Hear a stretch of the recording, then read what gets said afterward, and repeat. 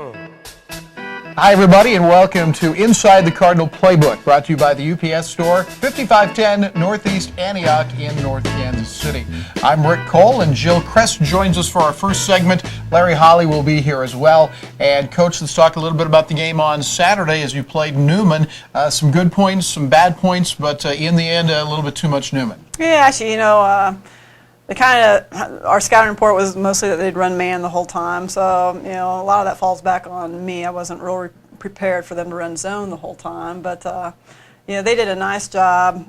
We got out to an early lead. I thought we played really well there in the first half. Got up, 15-30 to 15, and then got lost a little bit defensively, both in zone and in man. And, I haven't had a chance to watch film. I'm going to do that today on why we left their shooters so wide open. And, we knew they weren't real consistent from three-point range. In that first half, I believe they were 3 for 18. In the second half, they 7 for 14 warmed up, and we just kept losing them. And they did a nice job against us. I thought our players really fought back. I think we got down 12 in that second half with about 6.5 minutes left, and cut it within 2 with 4 minutes left, and just couldn't get over the hump. And they hit 2 more threes against us. And it's a game to learn from coaches and from players. That our efforts got to be there the whole time, and I need to have them a little more prepared. Let's talk about that zone, because I also was surprised they came out in a 2-3 zone. What's your philosophy about beating a zone? Hopefully you can hit some threes, early in that, and you really need to move the ball around a little quicker than what we did. I thought when we started the game we did have a lot of movement with the ball. We got started getting a little slower. I think when they made a run back, we got a little more tentative with everything and didn't move the ball as quickly. We, again, from a coaching standpoint, mad at myself that we didn't have a few more options for us to run. We have a zone offense, just 2 things that we can really go against, and neither one seemed to be working real well. When we got to the high post, some good things happened. We just really struggled getting it there, and then you look at we missed some easy shots, but. For me, a zone, I don't mind playing against a zone. You just have to get some shots to fall. And the other thing, I didn't think we did a great job of hitting the offensive boards. When we run a zone, it's really hard to box out. And I know, any team that runs a zone, it's hard to box out. And we didn't have as many kids crashing as what, hopefully we will next time. But they did a nice job. He's done a nice job with them. A lot of transfers they have, and I think they're going to keep getting better and better the more used they get to playing with each other. But it was a good team. The record maybe, they were 3-6 at the time, but they're a better team than that. You got Chelsea Meeks back for that game, and she's been a starter virtually since she showed up here. Yet she seemed a little hesitant to shoot, and I'm wondering if she felt maybe a little bit rusty, and maybe was part of that not getting the ball pushed up as fast. She's always been a little hesitant to shoot, and I'm not sure why, because she is a great shooter. So I get on her all the time. I would have loved a coach to tell me to shoot more, and you think any coach would really have to do that? No, not very often, but you had to look at, she's been off for 2 weeks. Friday was the first time that she got to practice full out, and to go through what she's gone through with her concussion, you understand the tentativeness. Sure. I thought she did a great job defensively, got her steals that she usually gets, and probably passed up some shots, and but she won't. If I keep getting on her, I think pretty soon she'll be shooting from half court, because I did get on her pretty good. But she's a great player. It's nice to have her back. And, once she gets past that little tentativeness, she's going to be back to Chelsea. But I thought, I knew it was going to be a little shaky, but I thought she did better than what I was expecting to come out. And she's a competitor, and you can see that. And, we're going to be all right. I know that Carla talked to you about this after the game, but it seemed like, about the 5-minute mark of the game, it was Cassie Nicolay who really wanted to take the game over and did. Ended up being your leading scorer, I believe. Talk a little bit about her, because she's been pretty special for now in her 3rd year. Yeah, Cassie's a dream for a coach. She is somebody I never worry about what kind of effort she's going to give. There's going to be times that she misses shots, but she is somebody that plays hard all the time, and looking at her, you wouldn't think she'd be a great basketball player or real quick, and I give her a hard time about that. But she's a fast player, she's a smart player, and she's about 5'9". If she's 5'9", then I'm about 6 feet. Well, we stretch a little bit, 5'9" with her basketball shoes on. But what I told Carla and what I tell anybody is, if you measured that kid's heart, she's well over 6'6". she just plays so hard, and she wanted to win, as did all of them want to win.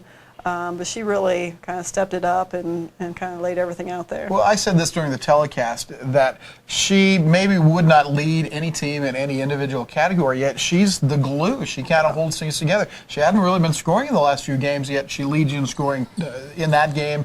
Yeah. She does all those little things. Yeah, she's a what's called blue-collar kid, right. And you love having those players that, they're not the players that are highlighted all the time. They're not the ones that the coaches always prepare for, but they're willing to do all the little things to make your team win, whether she gets the recognition or not. She's just somebody that goes out and she's willing to dive on the floor after the ball. She'll do the assist. She'll do all the dirty work. What it takes for a team to be successful. Another girl that seemed to have a really good game for you on Saturday was Caitlin Wood, who was your second leading scorer and continues to play well. Yeah, I think Caitlin's having a great year for us. Whether she's scoring a lot or not, she's just seems a lot more comfortable. Again, she's a junior college transfer, and it takes a while, just as it does a freshman, to come in and learn a program and what is expected. And great player at Des Moines Area Community College, and she had a good year last year. But she's really, I think, starting out with a lot more confidence and she's just more comfortable, and she's a great player for us and somebody that really causes matchup problems for other teams' post players. She doesn't like to be the back to the basket post player because she does like to shoot threes, and she's a very good three-point shooter, and she's somebody that we're kind of looking at maybe moving to a three once in a while now, but. She causes the matchup problems because she can shoot outside, and a lot of those post players aren't comfortable having to guard outside, and she takes advantage of that. And probably Caitlin's biggest strength is how well she knows the game. Her mom was a great player in Iowa. Her dad was a good player. She grew up with basketball, and she understands the game so well. And again, she's having a great year for us. Always hate to lose, and I know players do, and I think everybody hates to lose. You kind of look at it as a learning point for our players.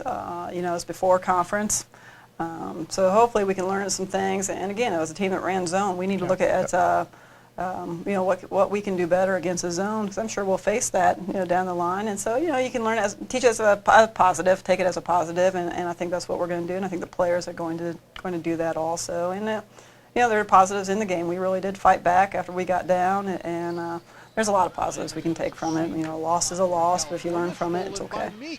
Quickly, Friday night a game against Baker University, our old foe from the Heart of America Conference. Yeah. Susan Decker, who is your good friend, is no longer the head coach there, but it'll be a night of memories, I'm sure. Yeah, it's always good to bring back Heart of America. That was the NAI and the Heart of America has always been very special to me. It's long 15 years there, and this last 2 years transferring out of that, and Ben Lister does a great job with them. Just looking at what they've done. They played Rockers to like 7 or 8. They're playing really well. I believe they're on a 4-game win streak, and they play similar offensively to what Pitt State did. They actually probably run their stuff better than Pitt State. They don't have the talent, obviously, that Pitt State does, but they're going to come in and they're going to play hard, and it'll be a great challenge for us. It's not a team that I'm looking over, or our players are. I know it'll be good for us to play them and hopefully get a win, but it's going to be tough. That's a game on Friday, December 14th here at the Mabee Center in Liberty as the Cardinals take on Baker. That's Jill Kress, the head women's basketball coach at William Jewell. She'll rejoin us in a few moments, but next it's Larry Holly as we continue with Inside the Cardinal Playbook. It's a style I would prefer to coach. That's the style I played when I was in high school and college. I mean, we pressed and we ran, and I think it's more fun for the fans. I think it's more fun for the players.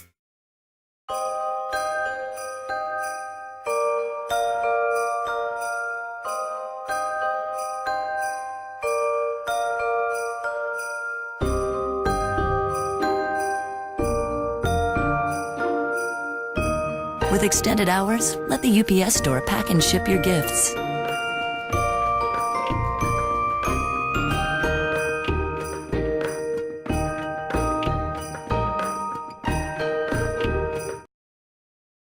Sometimes happy marriages fall apart, and divorce is the only way out. At a time like this, you need an attorney who will listen to you and will work for you. I'm Stephanie Shutt, and I understand that divorce can be hard for anyone, and I know the importance of a fair settlement. The decisions that are made now will affect the future happiness and well-being of you and your family. At Costello and Farah, we will fight for you. Call or visit 505-HELP and let me help you. And we're back on Inside the Cardinal Playbook, joined now by head men's basketball coach Larry Holly. Cardinals have a tough loss to Newman at home. A shot with about 5 seconds left goes in. And Coach, can you take us kind of through those last few seconds? Sure. We scored to tie it, and during the timeout, we said if there was 5 or more seconds left, if they did score, we were just going to get it into our point guard, push it, and try to get a good shot. And it didn't work out. They did score with about 5 seconds to go. We pushed it. They denied him a little bit, and he ended up having to take a off-balance shot a little bit farther out than we thought. But I didn't want to give them a chance to set their defense. I thought 5+ seconds was going to be plenty of time. It just didn't work out. They are very good now, 8-0, as you obviously know, but I was impressed with their athleticism and their ability to hit three-pointers. They had a young man, McCarthy, who hit some incredible off-balance three-pointers. They're going to be tough to handle throughout the year, and as you said, I mean, they've beaten Fort Hays State, Emporia State, Pittsburgh State, and they're legit. And he has, if you look at their roster, they have 20 players on their roster. 15 of them are junior college transfers. Mm-hmm. And they're athletic. They press you from the moment the game begins, and they make it very difficult for you to stay in your offense just because of the pressure they put on the basketball. But credit to Coach Potter. He does a great job. They used to be NAI Division II like us. We'd see them down at Branson. But we hadn't really not played them until last year when we played down there. So, but it's a game we could have won, perhaps should have won, and we got to figure out a way to start winning these games. We're 1-4 right now at the NCAA Division II level, and that's unacceptable. We've lost 3 games that could have been in the win column. We've got to figure out a way to win those games. But Newman's an exceptional team. I think you're going to see them in the postseason in their league. If you divide basketball into mental and physical, what's it going to take, which of those sides or both, to start pulling out those tough games? Well, it's a little bit of both. I mean, we've got to be mentally tougher to make better decisions. We had some turnovers we didn't need, but I want to say Newman is forcing about 25 turnovers a game. Fort Hays State, very good team, had 32 turnovers. We only had 5 turnovers at halftime. Now, the first 5 possessions, the second half, we had 4 turnovers, and we had 5 in the first 7 possessions. But we ended up, I think, with maybe 15 for the game. So not unhappy with that. A lot of the credit goes to Dwight Sistrunk, our freshman point guard. They struggled to contain him, and in the last 5 minutes of the game, they didn't press at all. So that's a credit to our team, but specifically to him. He did a nice job of utilizing teammates to get him open and get the ball where it needed to be. So if you're going to play Newman, you better be ready to strap it on, because they're going to bring pressure from the moment the game starts. Let's talk about Dwight a little bit. I don't know on this show if we have done that, but talk a little bit, if you would, about his background and the kind of player he was in high school and then coming to start here in college as a freshman. Well, we had seen Dwight play on the AAU circuit for a couple of years, and we really started watching him in the spring and summer prior to his senior year, and made an offer to him and kind of stayed on him all year. He was being looked at somewhat by some NCAA Division I schools, and I think that was a dream of his if that happened. All sorts of junior colleges and community colleges and NCAA Division II schools were certainly interested in him, and it was a good thing for William Jewell that he signed. I think we were the only Division II school that he visited, and I'm not saying he's settled, because I think he's pretty happy here. He's an elementary education major and has fit in quite well. We've put a lot of responsibility on his shoulders. He still has some things he needs to work on, but he has a gift. It's hard to stay in front of him, and I'm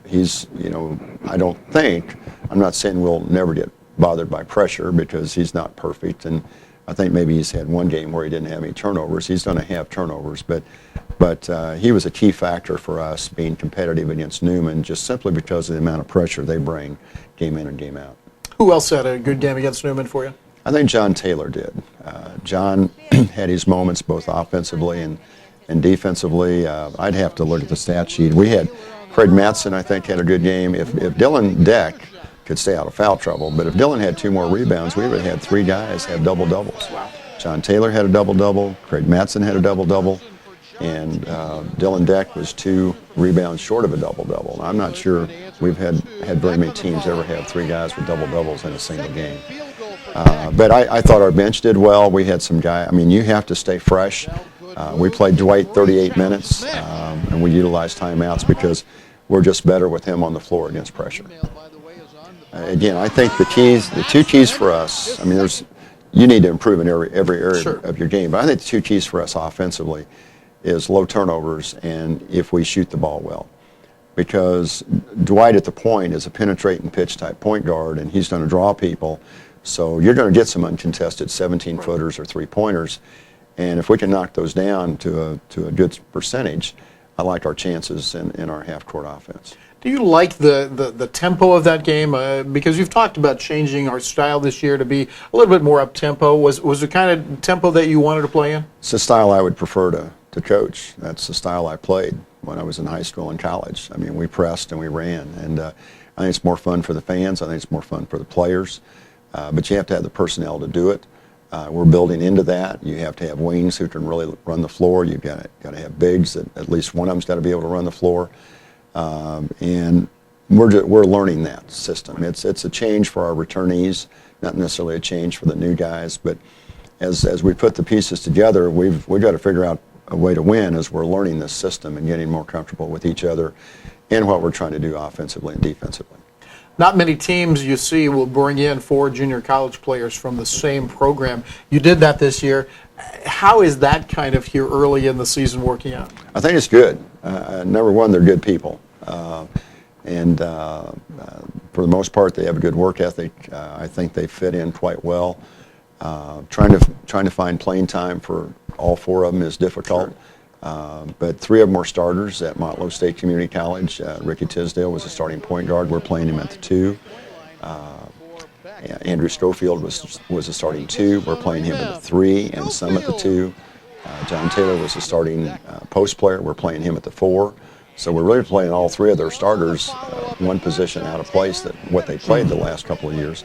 And then Chris was a backup. Chris Jordan was the backup center for him. So, and that's what he is. So he's playing what he did in junior college. The other 3 are playing a different position. But you know, what you have in that is when those guys are on the floor together, or any 2 or 3 of them, they know each other. Yeah.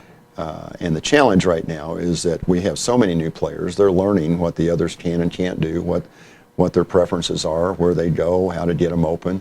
And I think hopefully you're going to see us improve, you know, weekly as we go through the year. We're so much better than we were at the start of the year. Right. But it's not transitioning into wins against NCAA Division IIs yet, and we have to get that done. Another NAIA opponent comes your way on Friday night when Baker comes back in. Again, a Heart of America Conference rival from years gone by. Looking forward to that? I am. You know, Baker, Rick Weaver was a longtime coach there, and then Brett Ballard the last 2 years, and then he went to Tulsa with Danny Manning as an assistant. And now their head coach is Sean Dooley, who was an assistant for us for 3 years. One of my favorite people, outstanding young coach. I thought we were going to be able to keep him for a while, and Columbia College stole him away, and he did a phenomenal job there. And this is his first year as a head college coach, and he's doing quite well. He's taken over a program. Brett Ballard had done a nice job his 2 years there, and Baker played in the national tournament last year. He has most of those guys back, and I've seen them play in person. They play hard, they play together, they play smart. It'll be a real test for us, but you know, I'm really proud of Sean, what he's done as an assistant, and now what he's doing as a head coach. He deserved this opportunity. I'm not sure how I'm going to feel about coaching against him because he knows our system inside and out, although we've changed a little bit. But he's one of the good guys, and he'll have Baker prepared for Williams Jewell. Again, the Cardinals face Baker on Friday night, the 14th of December, the women's game at 5:30 and the men's game to follow here at the Mabee Center in Liberty. We're back with Coach to Coach on Inside the Cardinal Playbook after this. But he does pout more than I do. You know, he'll probably cheer me up after a loss, and I am more receptive about that than he is. This is corporate headquarters. As you can see, I have a unique business. How do I compete with the big boys? Got this fancy business address, a marketing department, distribution center, got a great team, even a cafeteria. That's mine. From packing and shipping to printing and mailbox services. Come into the UPS store for everything a small business needs. I love logistics. I'm Jesse Limekeeler, the CEO of Belvoir Winery. You can reach us at www.belvoirwinery.com. We grow Norton, Chamberson, Vignole, and Muscat on the site. We have mature vines, 7 to 10 years of age, behind the buildings, and then we have 2 new vineyards that have just started up. We have a full bar available, and then in addition, a lot of people like to wander around the property. You can take your drinks and wander through the property and see all the things that there are to see on site. My name is Jesse Limekeeler, CEO of Belvoir Winery, 110 years in the making. And we're back on Inside the Cardinal Playbook, brought to you by the UPS store at 5510 Northeast Antioch in North Kansas City. It's time for Coach to Coach with Larry Holly and Jill Kress. And our question to start us off today is, which one of you is the worst loser? Who's the loser among the two of you that you can't stand to lose or maybe don't handle it well? Coach Holly, I'll start with you. Well, I had a lot more practice at that than she did last year, and and I've had a lot more practice at it this year than she. I'm not a good loser. I really take it pretty tough. I struggle to sleep when a game's over that we've lost. I'm constantly looking at video.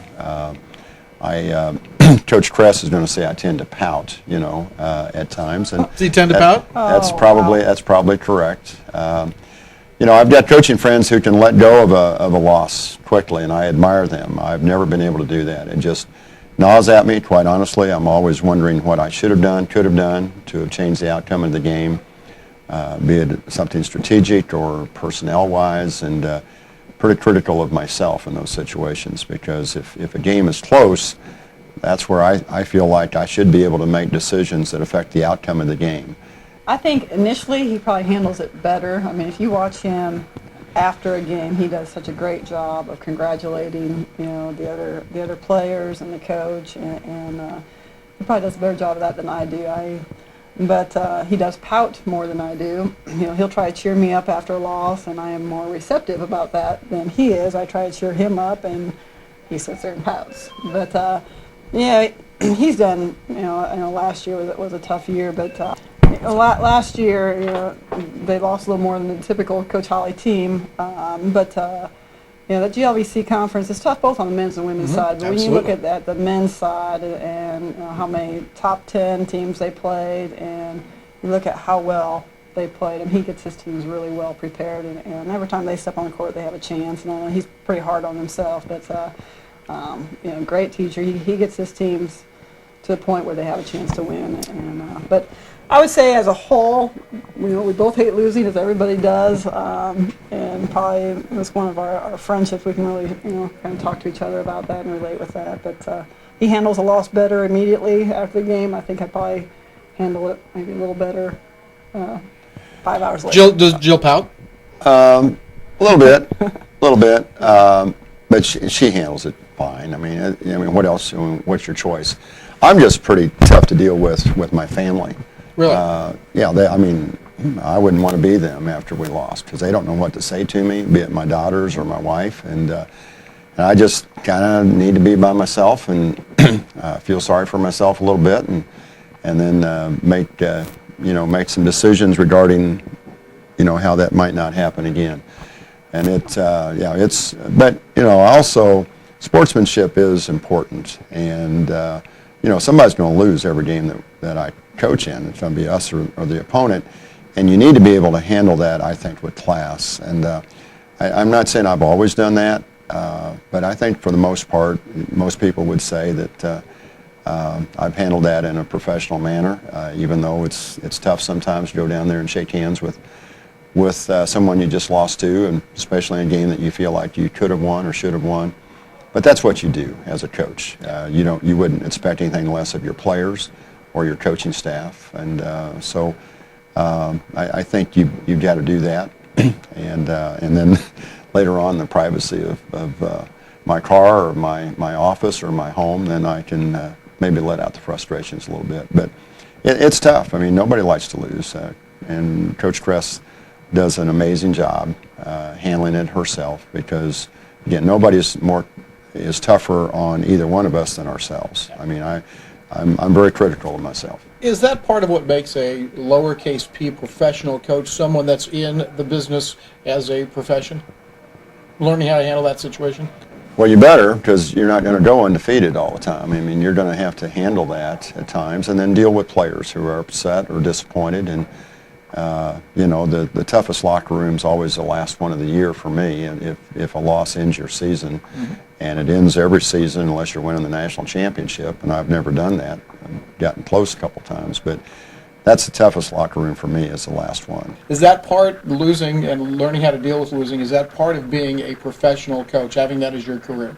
Yeah, you know, I think, again, you know, sports are great. I think there's so much that you can learn about life through athletics or through co-curricular activities, and that's one thing as a coach, you know, as much as you hate to lose, teaching your kids how to handle disappointment or even handling, you know, success, you know, with grace in class, I think is important, and that's one of the fun things about coaching, and seeing how the players react to that and being able to teach them. And again, Coach Holly did such a great job with that, and I'm hoping I'm doing a better job with it, because again, it's a basketball game, and there's a lot more in life. There are going to be disappointments and success, and hopefully the kids can learn a little bit from you on how you handle that.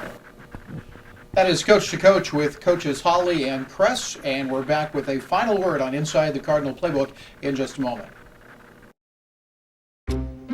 And what is the worst? Last minute Christmas shopping. Right. This year, We start right after Halloween. we still have months. We are in good shape. Lots of time. Lots of time. Is that a Christmas tree?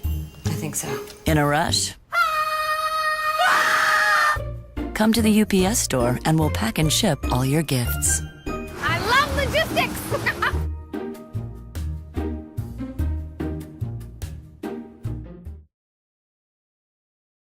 Before the game or after the game, it's Poor Boy Oil Company for your pre- and post-game food and beverage. ConocoPhillips and BP Amoco Fuels get you to the game, and our large vendors give you great food and beverage choices before or after the game. Our small-town roots and family value philosophies help us to maintain the highest standards in customer service and value. Poor Boy Oil Company. Find us around the Northland, wherever the Cardinals fly. And that's going to do it for Inside the Cardinal Playbook, sponsored by the UPS store at 5510 Northeast Antioch in North Kansas City. Remember, the Cardinals are at home against Baker to wrap up the non-conference season on Friday night, December 14th, and then the conference season starts January 3rd with Indianapolis coming to the Mabee Center. We'll see you next week on Inside the Cardinal Playbook.